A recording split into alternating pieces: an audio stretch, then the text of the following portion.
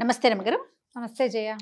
రమగారు, మనము దసరా స్పెషల్ ఏ రోజుకి ఆ రోజుకి సంబంధించిన వీడియోస్ చేస్తూ ఉన్నాము. మొదటి రోజు పాడ్యమి రోజు, ఈరోజు అనుసరించాల్సిన విధి విధానాలు ఏంటండి? అమ్మవారిని ఈ రోజున బాలా త్రిపుర సుందరి అవతారంలో వెలయిస్తారు. బాలా త్రిపుర సుందరి అంటే 9 ఏళ్ల బాలిక స్వరూపంలో ఉన్న అమ్మవారు. ఈ రోజున ఈ వెలయించడంతో పాటుగా ఇవాళ నుంచి మనం దసరా పూజలు మొదలు పెడతాము. నవరాత్రులు అంటే పొద్దున్నే కలశం పెట్టుకోవటం, ముందే ఇల్లు శుభ్రాలు అవి చేసుకుంటాం, చక్కగా మామిడి తోరణాలు కట్టడం, వాకిళ్ళకి గుమ్మాలకి పసుపు రాసి బొట్టు పెట్టుకోవటం, తులసమ్మకి కాస్త పసుపు రాసి బొట్టు పెట్టి ఒక దీపారాధన చేసుకోవటం, తర్వాత కలశం పెట్టదలుచుకున్న వాళ్ళు కలశ స్థాపన ఉదయం చేసుకుంటాం.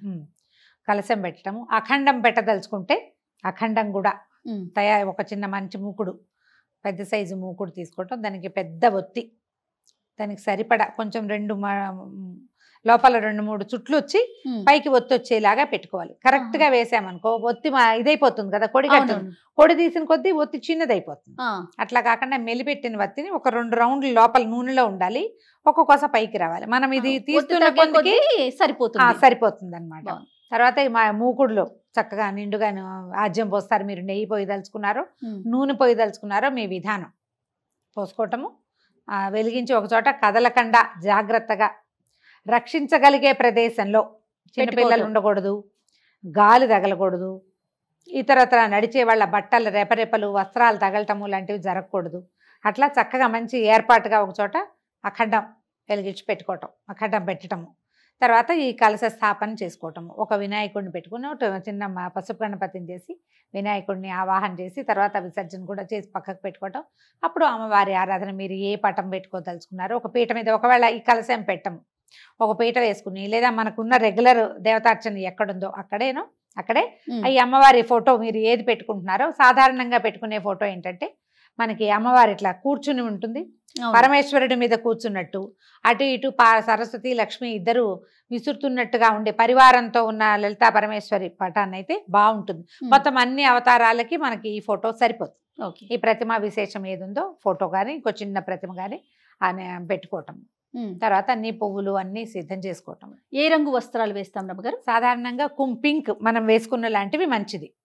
గులాబీ రంగు లేతదైనా, ఇందులో లైట్ కలర్, ఇందులో డార్క్ కలర్, బోల్డ్ అన్ని రంగులు ఉంటాయి కదా, ఏదో ఒక రకం వస్త్రం. అంటే మీరు ప్రతిరోజు ఒక వస్త్రాన్ని అమ్మవారికి సమర్పించటం, పూజ చేసుకుంటాము. వస్త్ర సమర్పణ చేసేటప్పుడు ప్రిఫరబుల్లీ పింక్ పెట్టుకోండి. గులాబీ రోజు మొదటి రోజు సరే ఇది ఏర్పాటు చేసుకోవటము. తర్వాత ఈ రోజున మొదటి రోజు కాబట్టి స్టార్ట్ చేస్తున్నాం కాబట్టి కొంచెం బాగా గ్రాండ్గా చేయాలని భావిస్తే కనుక మీరు పులిహోర పాయసము అలాంటివి చేసుకోవచ్చు. అమ్మవారికి ప్రత్యేకంగా నివేదించేది ఏంటంటే ఇవాళ కట్టి పొంగలి, తర్వాత కేసరి, ఈ 2 నివేదన చేస్తారు. మీరు ఇంకా చాలా చేయొచ్చమ్మా. పాలు పళ్ళు పెట్టుకోవచ్చు.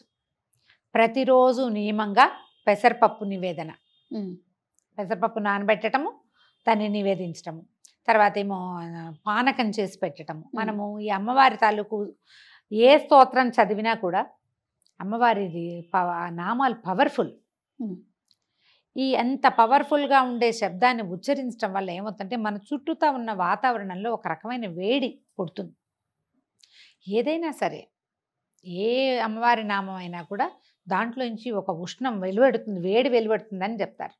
దానికోసం అనేది చల్లబరచడం కోసం అమ్మవారికి మనం పానకము, పెసరపప్పు తప్పకుండా నివేదించాలి. మిగిలినవి ఏవి చేసినా చేయకపోయినా ఇది చెయ్యాలని పెట్టుకోండి. ఇంత చాలా చేయొద్దు, ఇంత సులువుగా చేసి పెట్టుకోండి. బెల్లం నానబెట్టడం, పంచదార పానకం చేయొచ్చు, పనికొస్తుంది. పంచదార పానకం కూడా చలవని చెప్తారు. కొంచెము ఏలక్కాయలు, తర్వాత ఒక చిటికెడు పచ్చకర్పూరము, కొంచెం మిరియాలు, వీలైతే అవి గ్రైండ్ చేసి పక్కన పెట్టుకోండి. ఈ వారం 10 రోజులు వాడుకోవడానికి పనిచేస్తుంది. అలానే ఆ చేత్తో ఈ చేత్తో ముట్టుకునేవి కాకుండా కొంచెం పై ఎత్తున జాగ్రత్తగా పెట్టుకోవటం, పానకాన్ని నివేదన చేసుకోవచ్చు. అక్కడి నుంచి అమ్మకి బాలా త్రిపుర సుందరికి సంబంధించినటువంటి స్తోత్రాలు చదువుకోవచ్చు. మీకు స్తోత్ర నిధి యాప్లో బాలా త్రిపుర సుందరి అష్టోత్తర శతనామావళి దొరుకుతుంది. అష్టోత్తర స్తోత్రము దొరుకుతుంది, శతనామావళి దొరుకుతుంది. ఆ 2 చదువుకోవటం మీ వల్ల అవేమీ కాదు. శ్రీమాత్రే నమః అంతే. మీరు దానికి ఒక లెక్క పెట్టుకోండి. శ్రీమాత చిన్నది కదా, అలా అనంగానే పూజ అయిపోయినట్టుగా అనిపించదు మనకి. 108 మీరు ఒక మాల పెట్టుకుని 108కి పూసలున్న మాలలు దొరుకుతాయి కదా, అవునండి. మాలతోటి అమ్మవారిని నమస్కారం చేసుకోవటం. ఆ మాలని మీరు 108 సార్లు జపం చేస్తే చాలా పర్ఫెక్ట్గా సరిపోతుంది, చేయగలిగితే గనక. ఇంకా కుంకుమ పూజ కూడా ఈ రోజు నుంచి మొదలు పెట్టుకోవచ్చు. మనం చిన్న ప్రతిమ విశేషం ఏదైనా పెట్టుకున్నాం, ఇట్లా ఉన్న ప్రతిమ లేదు మన దగ్గర, చిన్న గుండ్రటిది లలితా త్రిపుర సుందరివి మనకి రాగిది పెట్టుకోవచ్చు, చాలా మంచిది.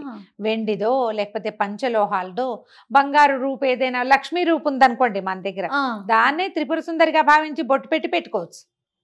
లక్ష్మీ రూపులు అందరి ఇళ్లలోనూ ఉంటాయి, ఏదో ఒక శ్రావణ మాసంలో కొనుక్కుంటాం కదా. పసుపు పెట్టండి, దాని మీద బొట్టు పెట్టండి, తయారైపోయింది అమ్మ. ఇక ఒక చిన్న దీంట్లో పళ్ళెంలో సెపరేట్గా పెట్టుకోండి, ఒక తమలపాకు వేసి దాని మీద ఈ అమ్మవారి ప్రతిమ విశేషం మన దగ్గర ఏది ఉంటే అది పెట్టుకోవటము. మీరు ఒకవేళ 108 సార్లు కాకపోతే ఇంత సమయం పెట్టుకుని చేసుకుంటాం అనుకోండి జపం, అమ్మవారిని తలుచుకుంటాం, అప్పుడు ఒక చిటికెడు కుంకుమ పట్టుకోవటం, వేసేయటం దాని మీద, అమ్మవారి మీదకి సమర్పించేసేయటమే. తర్వాత నివేదన చేసుకోవటము. మళ్ళీ సాయంకాలం పూజకి మనము ముత్తైదువులను పిలుచుకొని పేరెంట్ లాగా చేసుకోవచ్చు. ఎవరైనా పిలుచుకోవచ్చు, ఎవరినైనా ఒక్క ముత్తైదువునైనా పిలిచి పొద్దున్నుంచి సాయంత్రం లోపల మీరు ఏది నివేదన చేసినా పనికొస్తుంది. ఏ పండు నివేదన చేసినా సరే. మీరు ఇది కాకుండా ఒకవేళ ఇలా చేయలేము, మామూలు వంట చేసుకుంటాం, అన్నం పప్పు కూర ఏవో చేసుకుంటాం కదా, మహానివేదన అది కూడా నివేదన చేయొచ్చు. పాత్ర ఏ పాత్రలో వండుతామో ఆ పాత్రతో సహా తెచ్చి పెట్టచ్చు. లేదా ఒక అరిటాకులోనో ఒక వెండి పళ్ళెంలోనో, మనం ఎంగిల్ చేసిన పళ్ళాలు కాకుండా రోజువారీ మనం తినేవి కాకుండా ఒకవేళ అందులోనే ఉంటే దాంట్లో ఒక అరిటాకు వేసేయండి.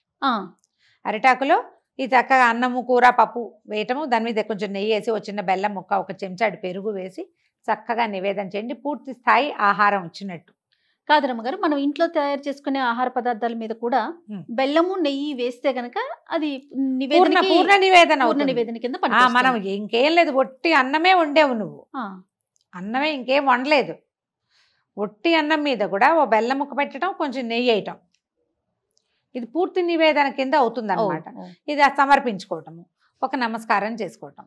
ఇప్పుడు ఈ మొత్తం ఈ 9 రోజుల్లో మనం చేసుకోగలిగేవి ఏంటంటే, రోజు లలితా సహస్రనామ పారాయణ చేసుకోవచ్చు. పొద్దున ఒకసారి, సాయంత్రం మళ్ళీ. ఒకవేళ కాదు ఇంకొకటి ఏదైనా చేయాలంటే లక్ష్మీ అష్టోత్తరం పారాయణ చేసుకోవచ్చు ప్రతిరోజు. లక్ష్మీ సహస్రనామం చేసుకోవచ్చు ప్రతిరోజు. ఈ 9 రోజులు ఏంటంటే మహాకాళి, మహాలక్ష్మి, మహాసరస్వతి రూపాలలోనే అమ్మవారు కొలవబడుతుంది. మీరు ఏ రూపంలో భావించినా ఆ రూపంలో మనకి కనపడుతుంది, మన వెంటుంటుంది. ఎలా కావాలంటే అట్లా చేసుకోవచ్చు. అయితే లలితా సహస్రనామం చేసుకోవాలంటే సహస్రనామం చదువుకోవటం, ఓ చిటికెడు కుంకుమ పట్టుకోవటం, చదువుకోవటం. ఈ కుంకుమని అమ్మవారికి సమర్పించేసేయండి. నివేదన చూపించి ప్రతిరోజు అమ్మవారిని కదపాలా, ఇలాంటి ప్రశ్నలు వస్తాయి. ఏమీ కదపద్దు. ఈ 9 రోజులు కూడా అలా కదిపే పని లేదు. మీరు పటం పెట్టుకున్నా, ప్రతిమా విశేషం పెట్టుకున్నా, కలశం పెట్టుకున్నా అమ్మ అక్కడ చక్కగా కూర్చుని ఉంటుంది. మనకి లలితా సహస్రనామంలో బాలా త్రిపుర సుందరి ప్రస్తావన చాలా క్లియర్గా చక్కగా స్పష్టంగా కనపడుతుంది. లలితా సహస్రనామాలు చూసుకుంటే మనం సహస్రనామం మనకి ఎట్లా నడుస్తుందంటే, అమ్మవారి సౌందర్య వర్ణన చేసిన తర్వాత భండాసుర వధ కోసం ఉద్యుక్తురాలే అమ్మ వెళ్ళినట్టుగా కనిపిస్తుంది. మొదటి రోజు అండి, అసలు మనకి లలితా సహస్రనామాల్లో అదే కనిపిస్తుంది. అదే మొదటి రోజునే బయలుదేరింది అనుకుందాం. ఈ బయలుదేరినప్పుడు ఆవిడ ఎలా వెళ్ళింది, ఎక్కడి నుంచి వచ్చాడు ఈ భండాసురుడు? పరమేశ్వరుడు మన్మథుడిని దహించినప్పుడు అదొక బూడిద కుప్ప అయిపోయాడట. మన్మథుడు బూడిద కుప్ప అయిపోయేసరికల్లా ఆవిడ రతీదేవి శోకించింది. అయ్యో, నీకు వివాహం చేసి నీ వల్ల సంతానం పొందాలి, సంతానం వల్ల తారకాసుర సంహారం జరగాలని ఇంత పని చేస్తే మన్మథుడినే భగ్నం చేశాడే భగవంతుడు. శివుడు ఏం చేశాడు? మన్మథుడినే భగ్నం చేశాడు కదా. ఇలా అయ్యిందని ఆవిడ దుఃఖిస్తే అమ్మవారు ఆమెకి ఏం చెప్పింది, ఏం పర్వాలేదు, నీకు కనిపిస్తాడు, అనంగుడుగా ఉంటాడు, శరీరం లేకపోయినా వాడు ఉంటాడు, అతను మన్మథుడు ఉంటాడు, నీ వరకు రతీదేవికి మాత్రం సాకారంగా కనపడతాడట అని చెప్పి వరం ఇచ్చింది. అయితే ఈ బూడిద కుప్పలా పడిపోయింది కదా, ఈ కుప్పలా పడిపోయిన బూడిదని ఈ పరమేశ్వరుడి యొక్క వెనకాల ఉంటారు కదా శివగణాలు, ఆ గణాలలో ఒకడు దాన్ని ఇట్లా ప్రతిమలాగా చేసాడు, ఒక బొమ్మ చేశాడట ఆ బూడిదతోటి. అప్పుడు అయ్యో అన్నారు, భండ భండ అన్నారు. ఇదేమిటి అని, ఆ భండు ఆ బూడిదతోటి తయారు చేయబడిన వాడు ఒక రాక్షసుడుగా మారాడు. శివుని దాంతో చేసిన వాడు రాక్షసుడు. శివుడు కాల్చిన బూడిద, మన్మథుడి బూడిదే అది. కానీ మన్మథుడికి శరీరం వచ్చేసి ఇది అవశేషం కదా, ఈ అందుకని బూడిదలో చేతులు పెట్టి ఆడకూడదు అలాంటివి చెప్తారు కదా పెద్దవాళ్ళు. ఎందుకు? ఈ భండాసురుణ్ణి సంహరించడానికి లలితా త్రిపుర సుందరి తన సైన్యంతో సహా వచ్చింది. అందులోనే మనకి వారాహి వాళ్ళందరి స్వరూపాలు కనపడతాయి. లలితలో కనిపిస్తుంది ప్రత్యేకంగా. ఈ భండపుత్ర వధోద్యుక్త బాలా విక్రమనందిత అని ఒక నామం ఉంది. భండు యొక్క కుమారుణ్ణి సంహరించింది అమ్మవారు. ఏది కుమారి రూపంలో. బాల విక్రమనందిత అని చెప్తారు. బాల యొక్క విక్రమాన్ని చూసి సంతోషించింది అమ్మవారు.